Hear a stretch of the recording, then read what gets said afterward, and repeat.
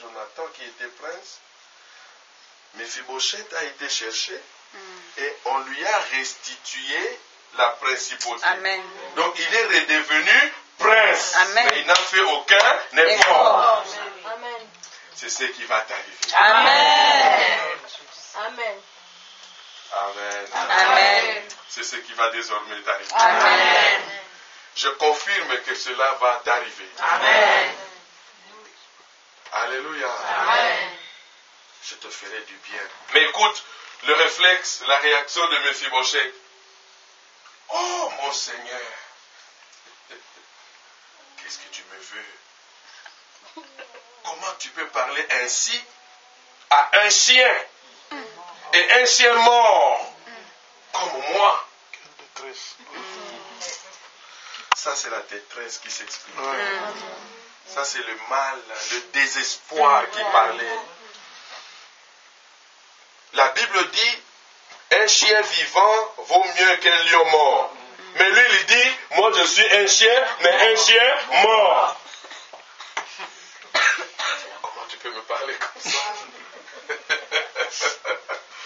Je dis à quelqu'un ici, tu n'es pas un chien mort. Amen. Tu n'es même pas un chien vivant. Amen. Tu es fils de Dieu. Amen. Je dis que tu es fils de Dieu. Amen. Je dis encore que tu es fils de Dieu. Amen. Je confirme que tu es fils de Dieu.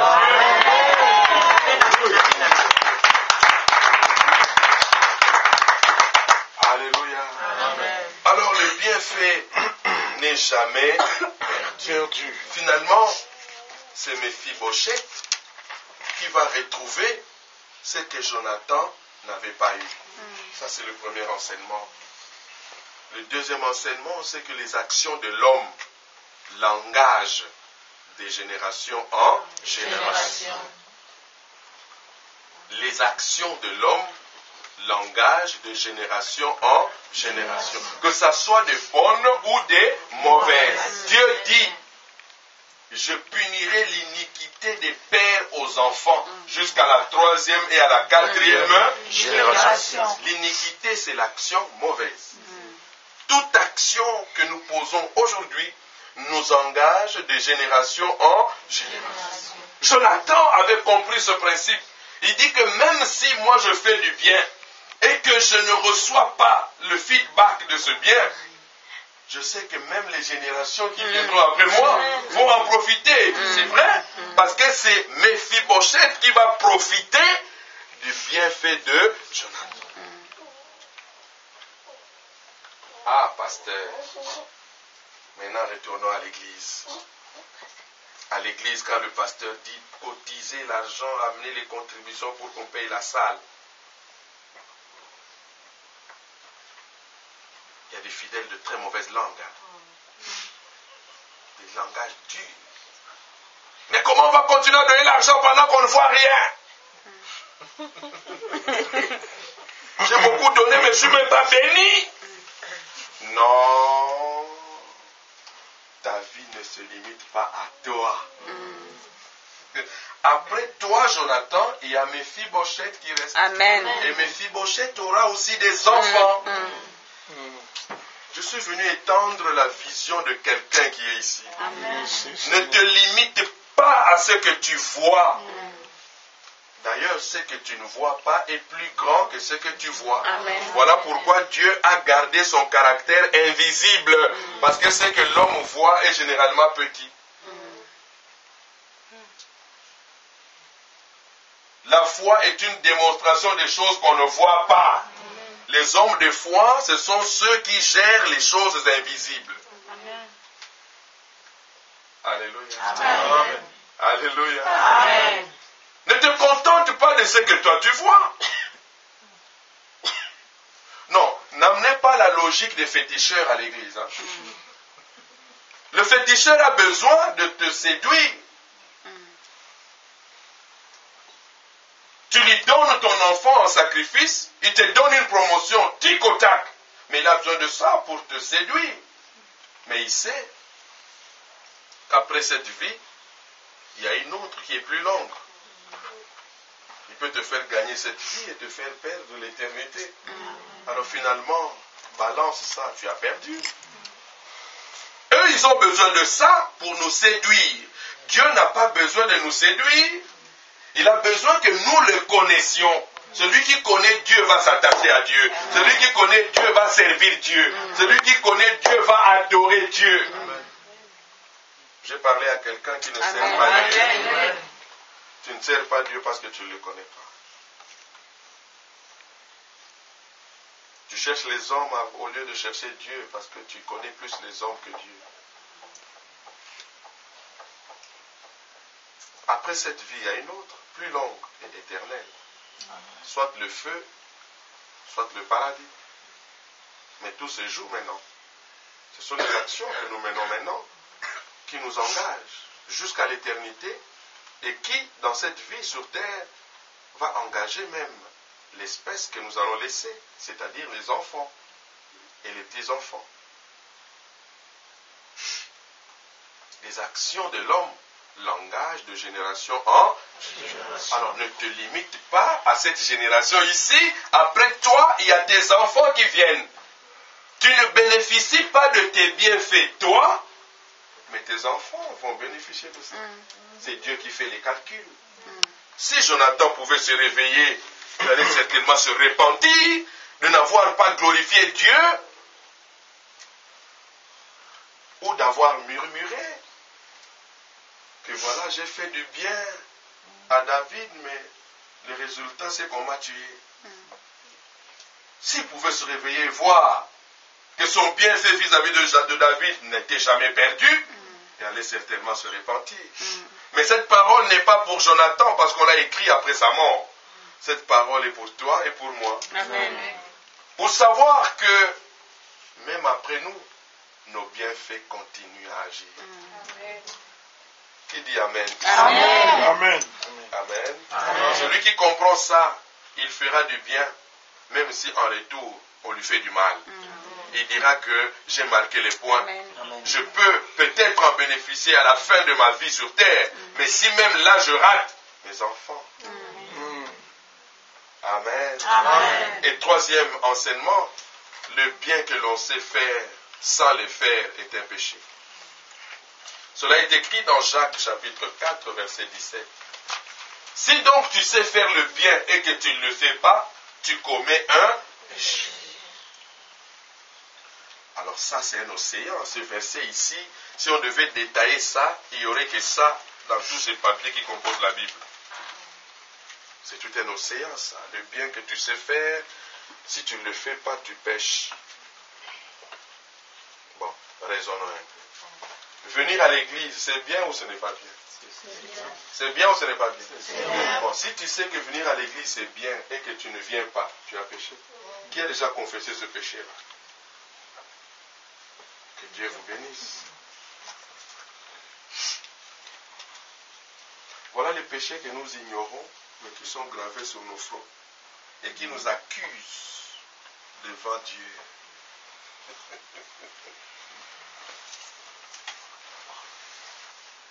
Ah, les églises des Congolais, c'est du n'importe quoi. Merci.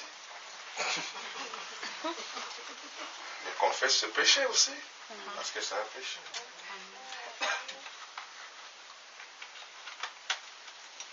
Donner à Dieu, c'est bien ou c'est mauvais? C'est bien. Bon, tu sais le faire, si tu ne le fais pas, tu pêches. Même quand tu présentes à Dieu toute ta litanie de factures. Ah, écoute, avant que tu n'aies ces factures, tu es d'abord en vie. Mais si Dieu aussi dit, ok, bon, à côté de toutes ces factures que tu présentes, moi aussi je t'amène les factures du souffle que je t'ai donné. Et que si tu ne payes pas recouvrement forcé, moi je te retire le souffle. Tu vas commencer par payer quelle facture?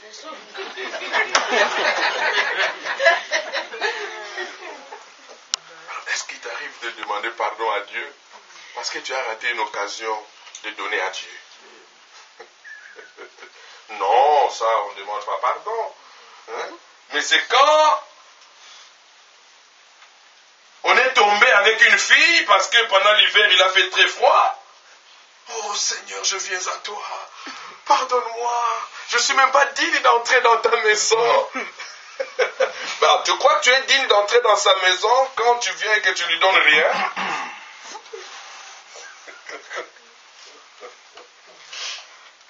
Quand le pasteur demande, le pasteur ne faut que demander l'argent.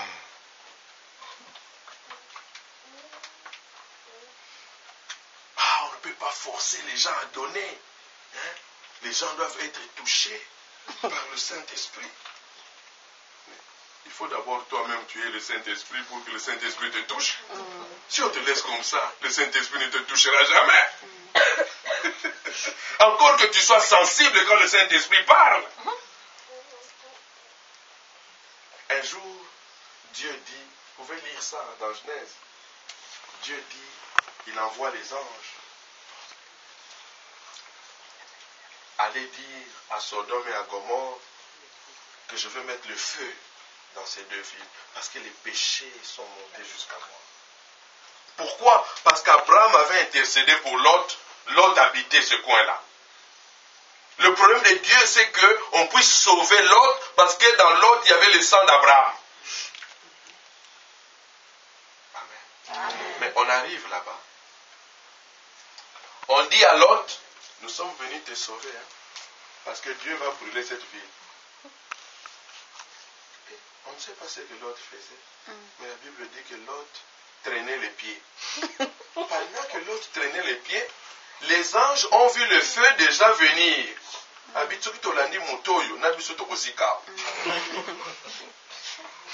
nous, on va brûler ici, hein, à cause de Lot qui traîne les pieds.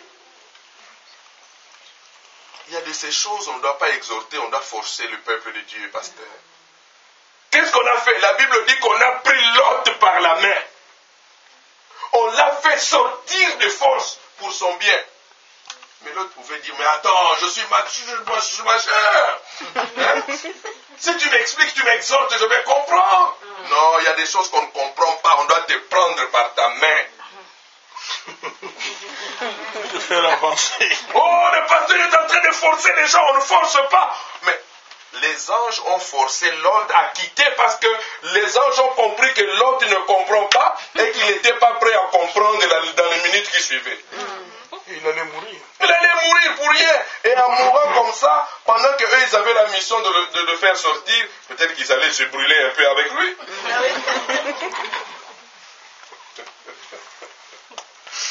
Alléluia. Amen. Bon, ça c'était une parenthèse. Mais c'est pour dire que le bien que l'on sait faire, si on ne le fait pas, on pêche. Commence à établir la liste des biens que tu peux faire. Alors tu vas dire que même quand tu confesses les péchés, il y a des péchés qui restent.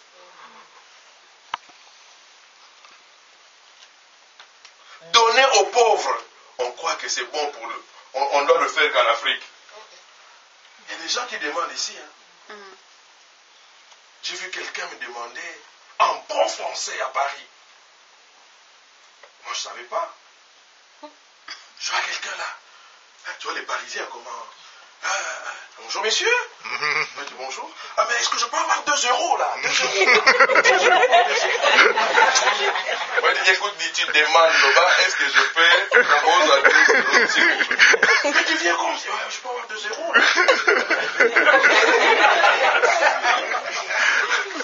Mais pour demander, tu demandes en parisien.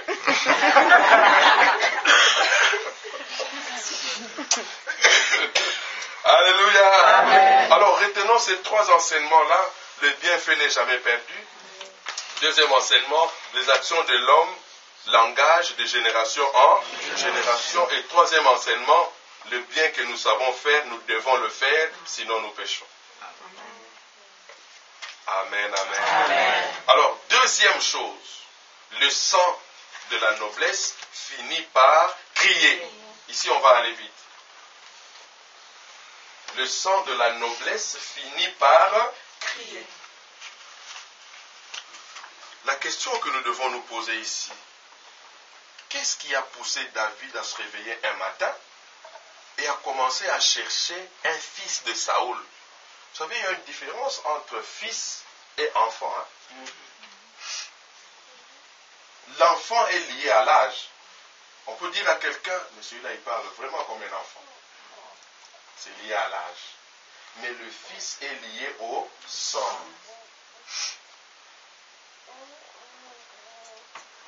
Le Fils est lié au sang.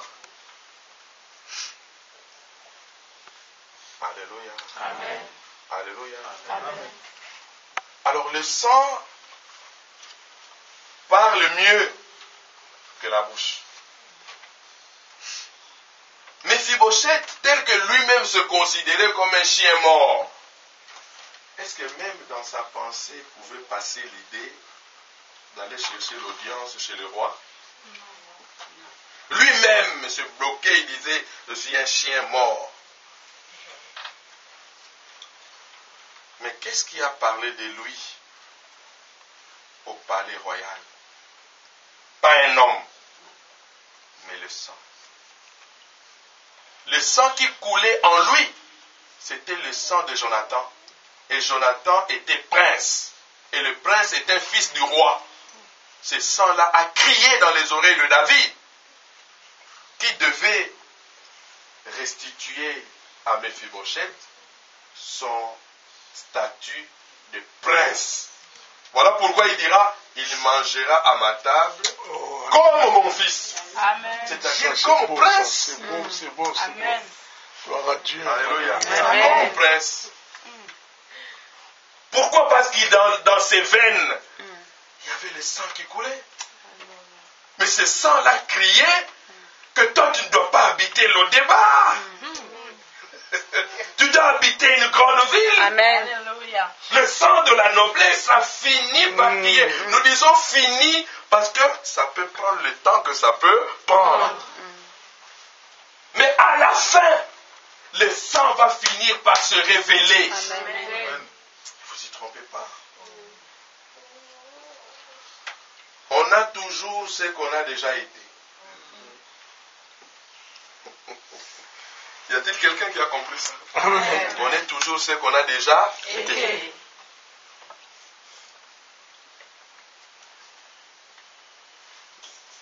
Comme son père a déjà été prince et que son sang l'a coulé là-bas. Oh, physiquement, il pouvait être déconsidéré. Lui-même, dans sa bouche, il pouvait même se déconsidérer. On pouvait même lui dire, non, ne confesse pas de négativité comme ça. Écoute, même s'il confessait ça, mais dans son sang, dans ses veines, il y a un sang de la noblesse qui criait. Ça disait autre chose que ce que Méphibosheth sortait par sa bouche. Vous savez, le sang parle mieux. Hein? Amen. Vous pouvez aller chez le médecin. Oh non, le médecin dit, je vous écoute. C'est la bouche qui parle. Je sens des courbatures. C'est depuis quand? Pour vous, ça a commencé comment? Oui, vous avez déjà pris des produits? Non. Mais à la fin, là-bas. Parce que l'homme peut tromper et l'homme peut se tromper. Mais le sang dit la vérité. Ah, c'est mon fils, ce n'est pas ton fils. Non, il ressemble. La ressemblance, ça n'a rien à voir. On doit faire le test d'ADN. Et le test d'ADN, c'est quoi? Alléluia. Amen. Que les hommes disent de toi ce qu'ils voient. Ils sont empêchés par l'enveloppe de ta peau. Mais Dieu qui sonde les reins, son regard porte sur son sang, sur le sang qui coule dans tes veines. Et ces sangs-là disent quelque chose à Dieu. Amen. Jésus a trouvé une femme courbée depuis 18 ans. Bon, pour montrer la gravité de l'affaire, multipliez 18 par 12. Pour voir le nombre de mois que cette femme a souffert. Multipliez 18 par 12. Par 10 déjà, ça nous fait 180 mois. Bon, pour voir encore la gravité de l'affaire, faites 180 mois multiplié par 365 pour voir le nombre de jours dans lesquels cette femme a souffert. 180 mois multiplié par 365. Multiplié par 100, ça fait combien? J'aime la simplification. Ça fait 18 000 jours. Ça, c'est par 100. Maintenant, il multiplie 18 000 par 3. Quelqu'un à Kinshasa, quand il faisait des calculs mentaux, ça ne venait pas, c'est trop grand. Il disait, c'est dollars.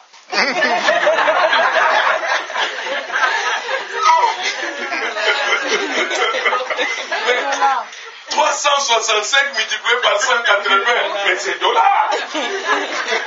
Cette femme-là était toujours là et c'était un enfant de Dieu.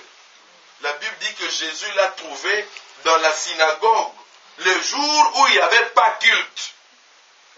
Ça, c'est un grand jugement.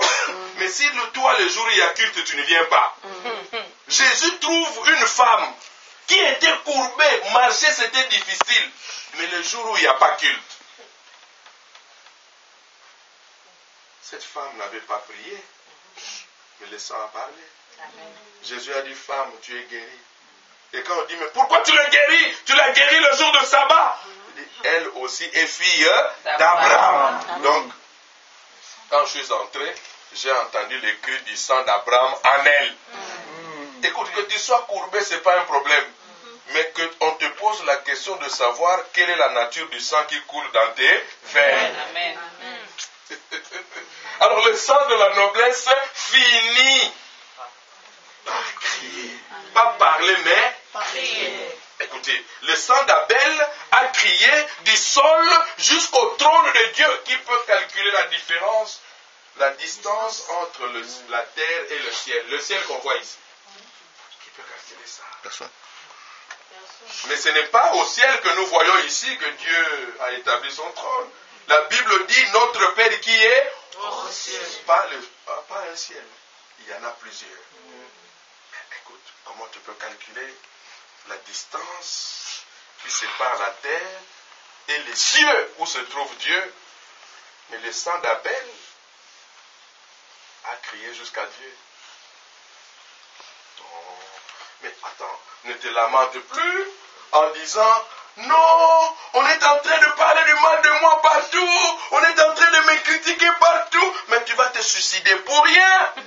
Il y a quelque chose qui existe et qui crie plus fort que la parole des hommes. Amen. Mets le sang de Jésus sur toi. Amen. Mets le sang de Jésus sur ton nom. Amen. Mets le sang de Jésus Amen. Sur ta réputation. Amen. Et les gens vont se fatiguer. Amen.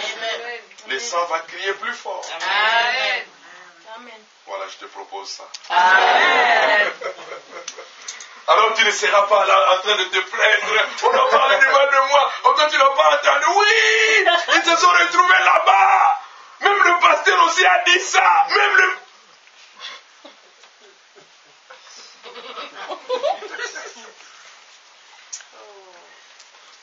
Un jour, prends 4 personnes comme ça. Tu les fais lever ici. Tu dis au monsieur à l'oreille, dis-lui, tu sais ce qu'il fait là, s'il continue à le faire, Dieu pourra le frapper parce que ce n'est pas bien. Dis-lui de dire à cette femme, que cette femme répète ça à l'autre, qu'elle aussi répète à l'autre. À la fin, ça deviendra autre chose. Tout à fait autre chose. Et toi-même qui es l'initiateur de la fête, tu diras, moi j'ai dit ça. Il est ni pour rien, c'est un menteur. Il est connu à Genève ici, il est connu. Il ment comme il respire. Il n'a pas dit ça. Il n'a pas dit ça. Vous connaissez l'histoire de tuer pas arrêter. C'est une histoire de virgule. Hein? Le roi a donné l'ordre à quelqu'un. Au lieu que le roi dise ne tuez pas, mais arrêtez. Le roi n'a pas beaucoup de temps, il dit tuez pas, arrêtez. Le roi voulait dire ne tuez pas, mais arrêtez-le. Mais la personne à qui le roi instruit vient dire, je peux écrire ça. Avec ça? Non, je vais essayer. Ah, merci.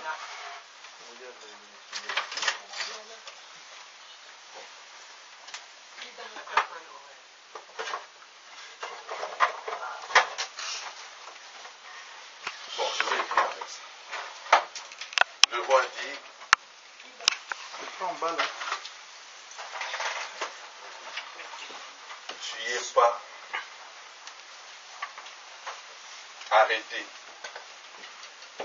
Vous voyez ça? Vous ne voyez pas? Vous voyez maintenant? Tu n'y es pas arrêté. Il dit, à vos ordres. Lui, il vient mettre la virgule ici. Ça devient quoi? Tu es Pas arrêté. pas arrêté. Mais on a tué quelqu'un. Mais on a tué quelqu'un. Ce n'est pas ce que le roi avait dit. Mais il n'a ajouté qu'une virgule. La mort de quelqu'un était dans cette virgule. Le roi a dit, tu n'es pas arrêté. Tu es pas arrêté. Donc, ne l'arrête pas. Tue-le. Et le roi apprend qu'on a tué quelqu'un. Mais qu'est-ce que je t'avais dit? Mais le roi, mon roi, nous avons fait ce que vous aviez dit. Moi, je vous ai dit ça. Oui, oui, l'autre était là. L'autre aussi confirme. Oui, vous avez dit ça. Mais quand on discute comme ça, la personne est déjà à la morgue. Je n'avais pas dit ça, j'avais dit, je n'avais pas dit, j'avais dit. Mais la personne ne va plus ressusciter. On peut même révoquer ces gens. Mais ils ont tué et ils n'ont pas arrêté. Et pourtant, ils ne devaient pas tuer, mais ils devaient arrêter. La virgule a tué quelqu'un. Ne fais pas attention à ce qu'on raconte. Alléluia. Amen, amen. Alléluia. Amen. Le sang finit par parler. Jésus a dit, je devais la guérir parce qu'elle aussi est fille d'Abraham. C'est-à-dire que là, il a vu ou il a entendu le cri du sang d'Abraham dans cette femme pendant que cette femme n'avait pas prié. Alors, il y a 3 leçons ou 3 enseignements à retenir ici rapidement.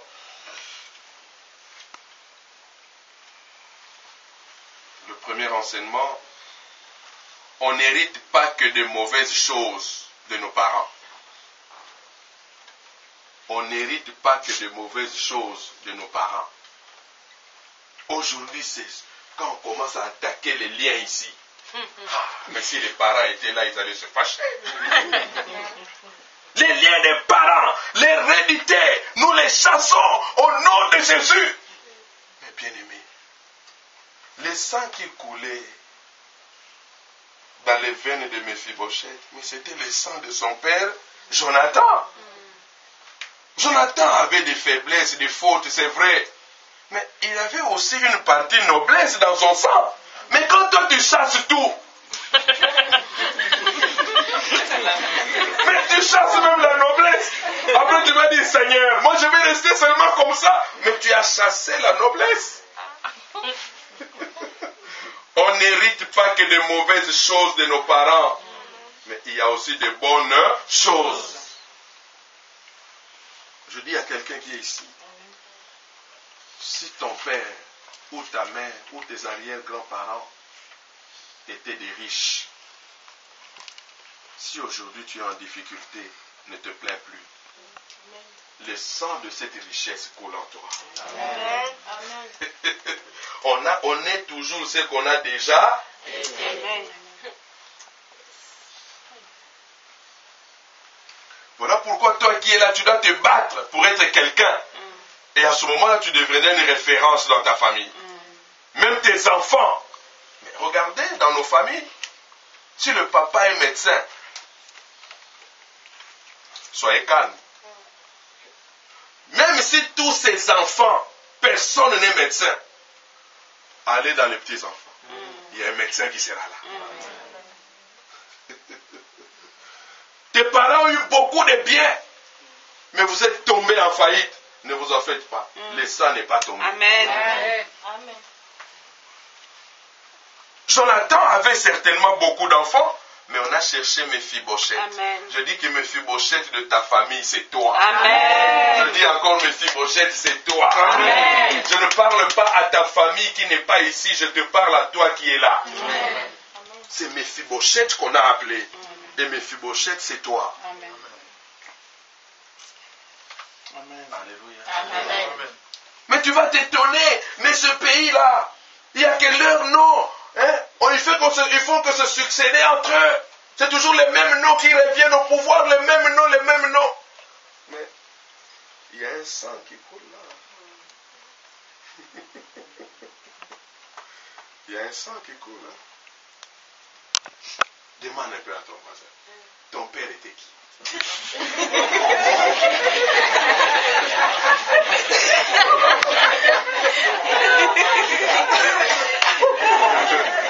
S'il n'est pas gentil, supplie le dit, ton père c'est qui? Oh?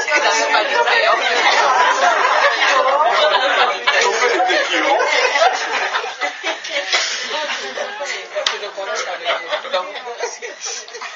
Alléluia. Non. Mais nous on voit que son père était polygame. Il est vraiment sur les traces de son père. Mais pourquoi on ne peut pas dire que son père qui était polygame était aussi riche? Mais toi tu n'as pas hérité de la polygamie, tu as hérité de la richesse. Ça sera ton cas. C'est ça Mephibosheth. Nakati encore awa na poto kanga saliza.